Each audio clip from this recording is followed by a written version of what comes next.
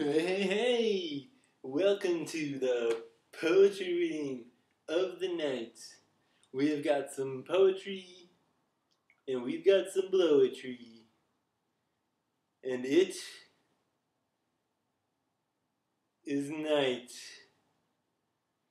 So, the only poetry reading of the night, folks, right here. Except for some other poetry readings. I am your host. I am the professor of outer space. I am here from the year 2007, I think. I don't even know what year I'm from. I can tell you all about space, though. Let me make this light brighter.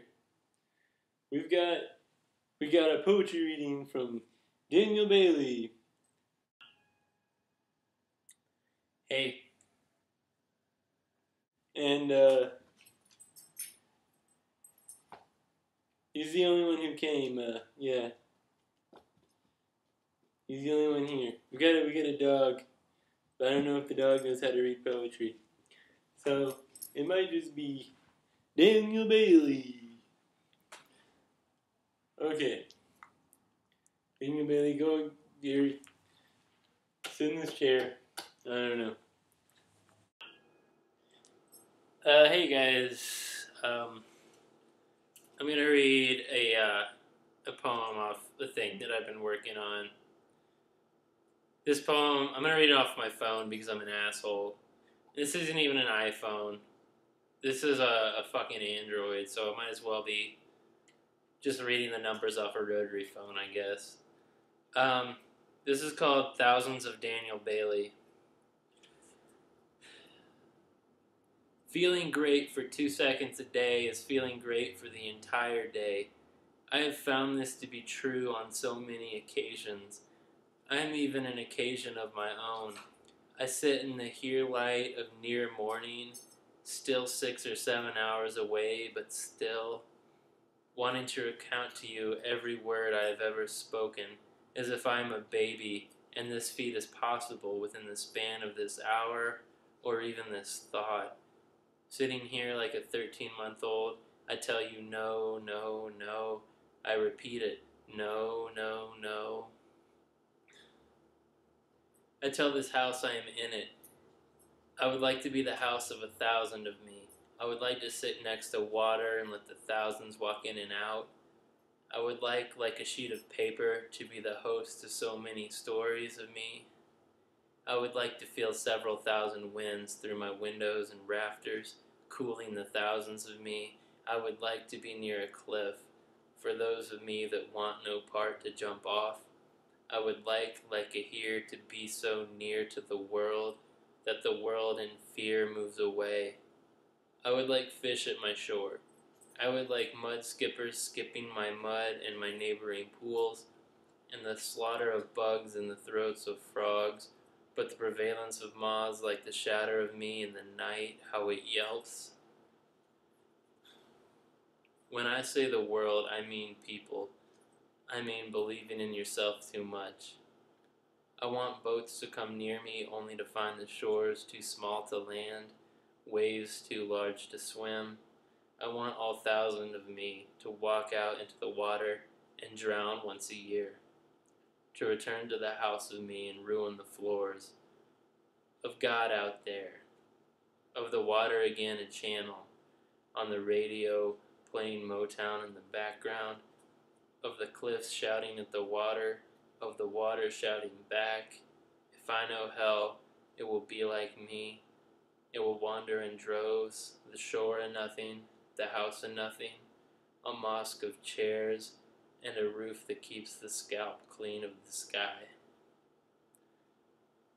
Thank you.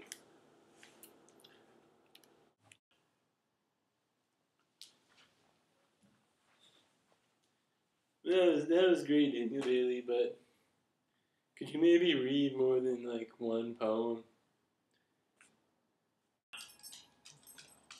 No. Hey. It's pretty lame poetry reading. Come on. Daniel Bailey, Daniel Bailey, Daniel Bailey, Daniel Bailey.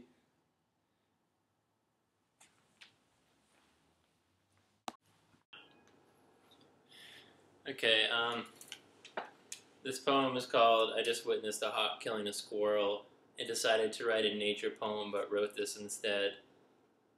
It's from Hallelujah Giant Space Wolf. The worst mistake I ever made was planting landmines in the floor of my apartment. Now I am legless and my phantom legs constantly run off without me. I have seen footprints in neighboring counties. I have found dirt at the foot of my bed. The dirt, like all other dirt, tangled in matter. One time in outer space, I put the inside of me on the outside. Really, though, I puked my guts into the nothing and watched them float far away from me, like an armful of sticks thrown out into the water when you were 5 and the tide is moving out in a constant, gentle fury, like one feral cat ripping another feral cat into smaller pieces in the alley below my window.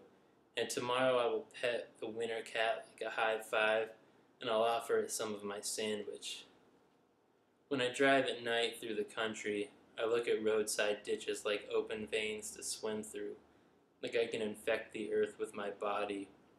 The dumbest thing I have ever done was booby trap my bedroom with spikes and nails, only to forget where I put them. And eventually I licked my blood off the moving wall crusher thing, and put the blood back in me, and walked into the street away from here, and crawled into a ditch to be baptized in the blood of the earth. And the thing that we keep doing that is nothing that we keep doing is that we keep doing nothing and we keep doing nothing, but I still try to improve myself. Like I can just lick the thorn from my paw, the way I can just scrape the dirt from my nails with a safety pin, the way you can look at the eclipse through a cardboard box and you can see something beautiful, something that will burn your eyes, something that without proper protection will scale your eyes like snakes crawling through the skull and leave you blind, leave you wanting. I believe that open heart surgery is a must for all human beings. We must all be opened up like coastal cities after a hurricane, opened up by some ungodly, unstoppable force, smashing into the townships we call our bodies. I don't know why this is necessary, but it is, or it might be. When I was 17, I visited a church with magic dirt, and I picked up a handful of the magic dirt, and I prayed, and I rubbed the dirt into a cut on my finger, and my finger became infected, and I spent the next week squeezing pus out the tip of my finger, and I picked a flower and held it up to the street light, and I looked for the blood moving me inside like ants. And I learned the system nestled in the space between God and earth, and it was like a shadow, and I kept it silent in my chest. Every night seems to start in the exact same way. The Mexican woman across the hall breastfeeds her baby by the window in the hall that overlooks the apartment, that overlooks the parking lot, that overlooks the second more distant parking lot. And sometimes I grow tired of waiting for my hunger to disappear on its own. So I walk outside across both parking lots and across the street and through some trees, and tonight there is snow all around. And I follow a path to the store where I buy beer, and I buy beer and a sandwich, and it has been dark for hours, though it's barely past 6.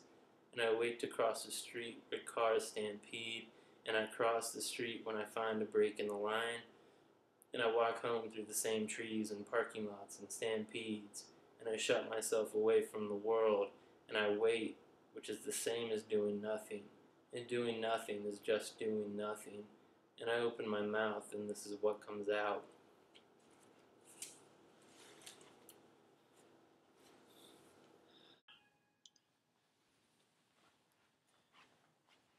Daniel Bailey, can we get just one more poem?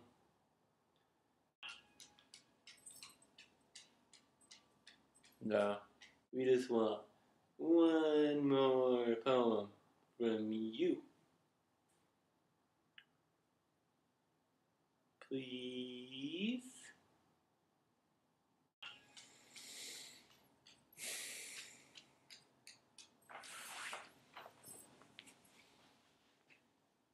Okay.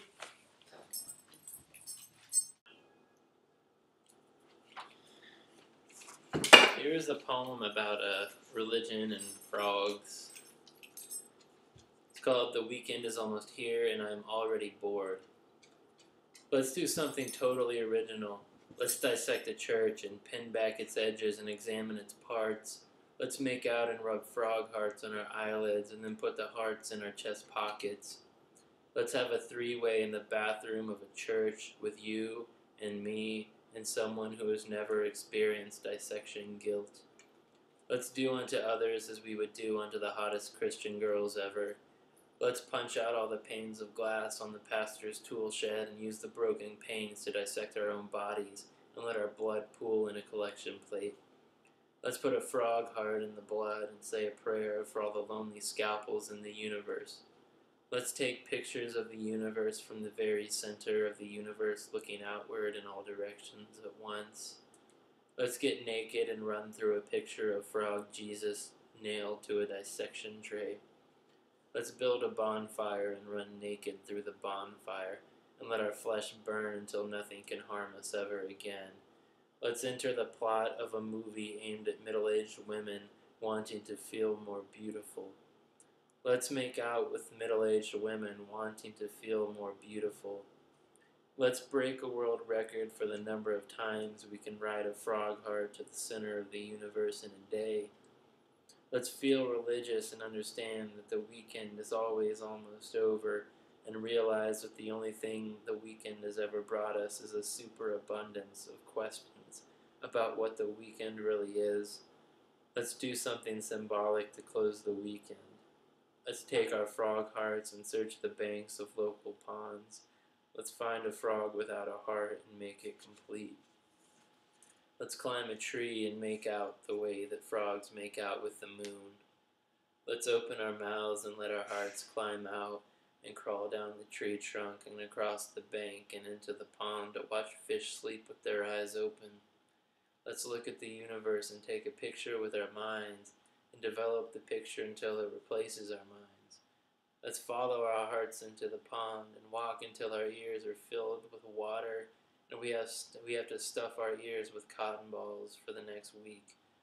Let's walk to the other side of the pond and look at each other and fall into the bank and speak like crickets to one another and let our chirping voices attract frogs.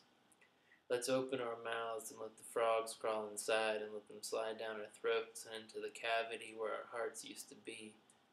Let's stand up and walk toward home, but stop at the church and stare at it until we feel self-aware. Let's break into the church and set fire to the narthex, and when the sprinklers extinguish the fire, we'll let the carpet be wet, so when the congregation arrives on Sunday, we'll be there, all wet and naked, waiting to tell everyone the good news.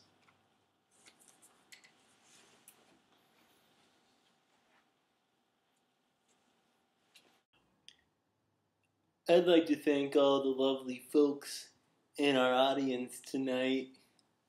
Let's give them a hand.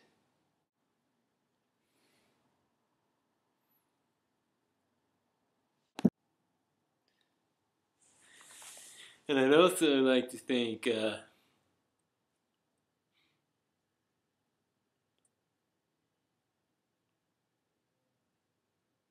don't know who else to thank. I don't feel thankful.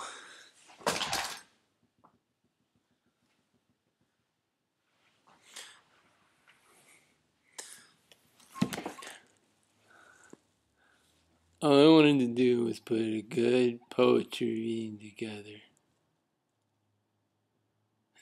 But I guess that's just not possible. I guess I just can't do anything. I guess I'll just go back to my high-paying job at the University of Outer Space as the professor of outer space. Yeah. Fuck this poetry reading. Yeah.